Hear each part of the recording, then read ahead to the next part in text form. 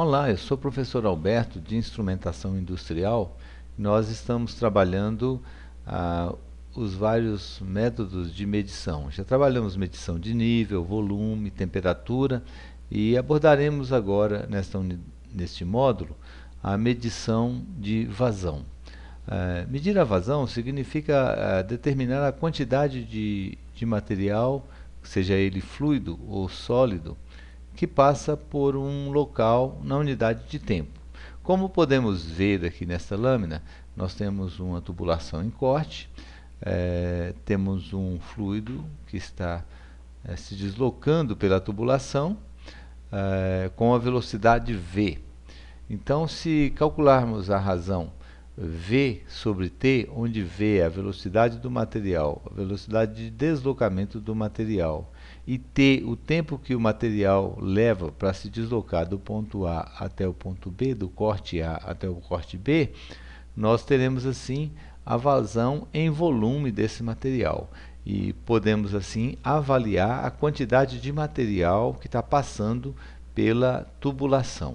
Alguns cálculos seria importante para que a gente possa desenvolver melhor o conteúdo.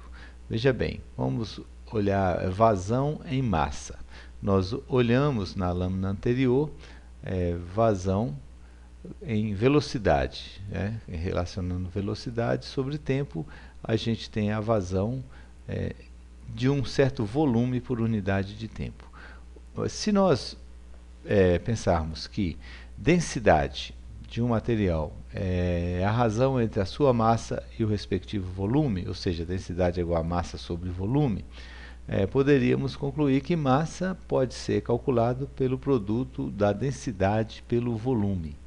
Considerando que a vazão em massa massa dividido por tempo, é a razão massa sobre tempo, logo nós podemos dizer, substituindo, que vazão em massa também pode ser densidade vezes velocidade sobre tempo.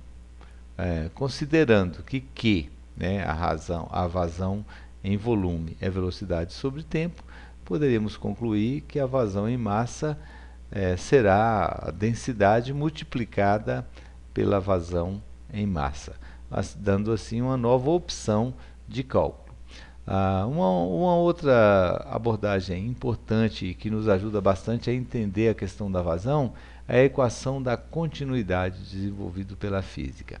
Veja bem, se temos uma tubulação com entrada de área A1 e saída de área A2, e por essa tubulação o fluxo de um material, é claro que o material que entra pela área A1 tem que sair pela área A2. Por quê? Porque não há consumo interno de material. Então, o material que entra na extremidade A1 irá certamente sair pela extremidade A2. Claro, se a área A1 é maior, a velocidade de entrada vai ser menor. E se a área A2 é menor, a velocidade de saída será maior. De tal forma que, se verificarmos que Q1, quantidade de material que entra em 1, é igual a Q2, quantidade de material que sai pela saída 2, nós poderemos construir a seguinte igualdade.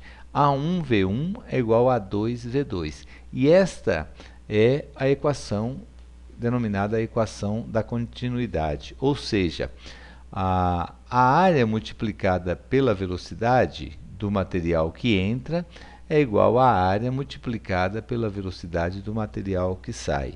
Mas isto você pode também relacionar para várias entradas ou para várias saídas, ou seja, se somarmos a área vezes a velocidade de cada entrada, tem que ser igual à área vezes a velocidade de cada saída.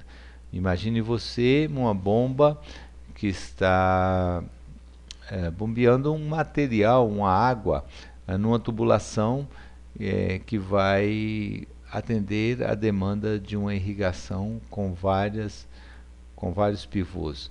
Então, a entrada de água nessa tubulação, vezes a velocidade com que essa água está entrando, terá que ser igual à saída de água em cada pivô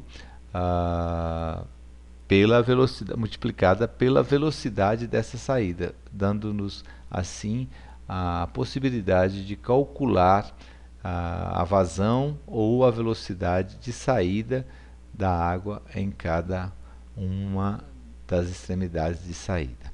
Bom, prosseguindo, a gente pode verificar o seguinte, que existem vários métodos de medição de vazão.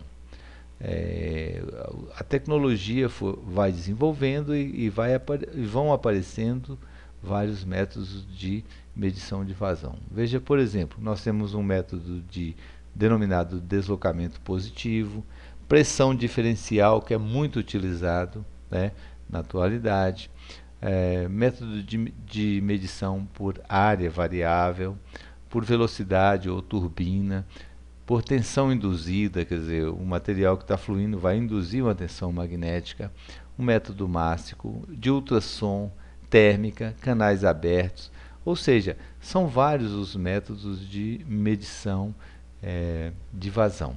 É importante que você se qualifique, que você aprenda a identificar esses métodos nos equipamentos de campo. Vejamos, por exemplo, medidor de deslocamento positivo com medidor de engrenagens ovais.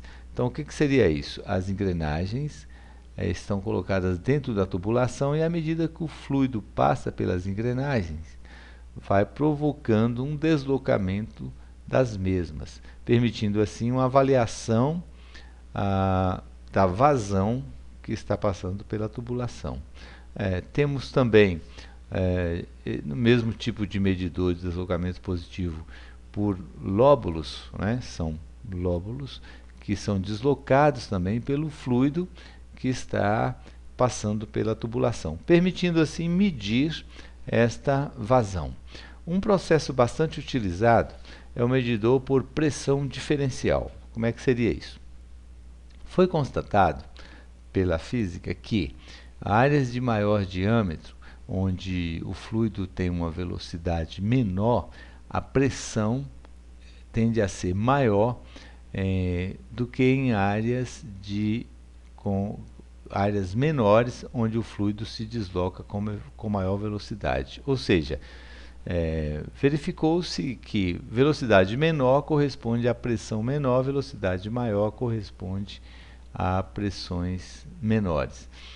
Verificando essa diferença de pressão dinamicamente na tubulação, é possível de se medir, através da diferença de pressão ou da pressão diferencial, se medir a vazão do fluido pela tubulação.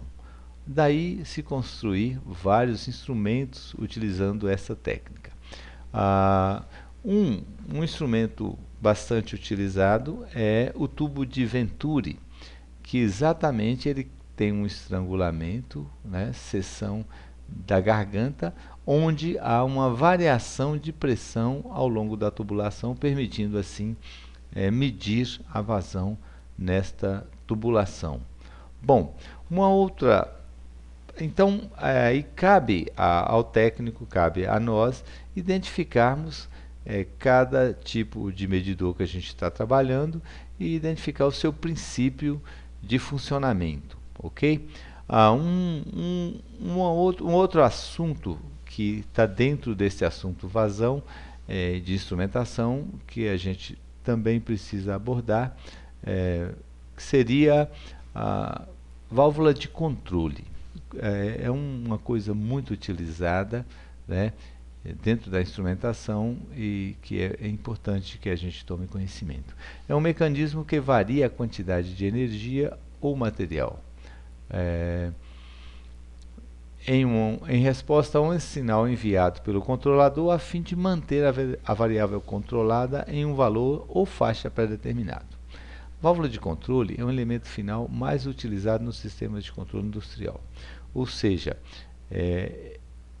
ela tem um atuador, que são vários tipos de atuadores, e um corpo da válvula.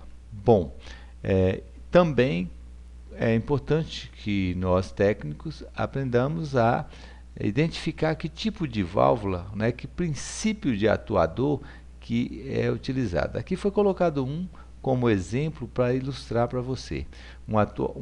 Um atuador pneumático, ou seja, atua a pressão de ar, tipo mola diafragma, ou seja, o ar ao penetrar por aqui vai comprimir esse diafragma, comprimindo a mola, fazendo com que a válvula atue. Tá? E nós vamos encontrar vários tipos de atuadores montados nessas válvulas, que também vai nos ajudar a entender o processo de automatização. Bom, por hoje é só. Na próxima aula, então, a gente já vai abordar a parte de prática de PLCs. Um abraço para você e até a próxima aula.